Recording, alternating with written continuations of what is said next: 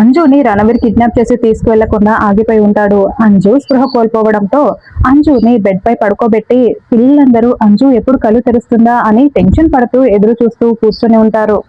బాగి ఏమో కిచెన్ లో టెన్షన్ పడుతూ వంట చేస్తూ ఉంటే అమర్ రాథోర్ మాత్రం ఆలోచిస్తూ కూర్చొని హాల్లో ఉంటారు. అంజుకి ఏమైంది, ఎందుకు ఇలా పడిపోయింది అని అమర్ రాథోడ్ ఆలోచిస్తూ ఉంటే బాగి కూడా అవును ఏం జరుగుతుంది, అంజు అసలు ఎందుకు ఇలా పడిపోయింది అని అనుకుంటూ వంట చేస్తూ ఉంటుంది. అప్పుడే అంజు మెల్లగా కళ్ళు తెరుస్తూ ఉంటుంది. అమ్మా, అంజు అక్క కళ్ళు తెరిచిందమ్మా అని బుజ్జమ్మ గట్టిగా కేకలు పెడుతూ పిలవడంతో కిచెన్ లో ఉన్న బాగి హాల్లో ఉన్న అమర్ రాథోడ్ పరుగులు పెడుతూ అంజు దగ్గరికి వెళ్తారు.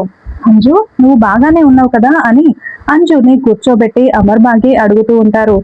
ఏమైంది అంజు, ఎందుకు నువ్వు ఇలా పడిపోయావు, చెప్పు అంజు చెప్పు అని అమ్మని అడుగుతూ ఉంటాడు. డాడ్, రణవీర్ అంకుల్ మనతో కలిసి హోలీ ఆడడం కోసం డ్రమ్ వాయించడం కోసం వచ్చారు డాడ్ అని అంజు చెప్తూ ఉంటుంది. అంజు లోపలికి వెళ్తున్నప్పుడే రంగులు రాసుకొని డ్రమ్ వాయిస్తున్న మనోహరి పక్కనే నిలబడి ఉన్న రణవీర్ ని చూసి రణవీర్ అంకుల్ అని గుర్తుపట్టేసి ఉంటుంది. అప్పుడు రణవీర్ అంకుల్ నాకు దాహంగా ఉంది, వాటర్ ఇవ్వమని అడిగాడు డాడ్.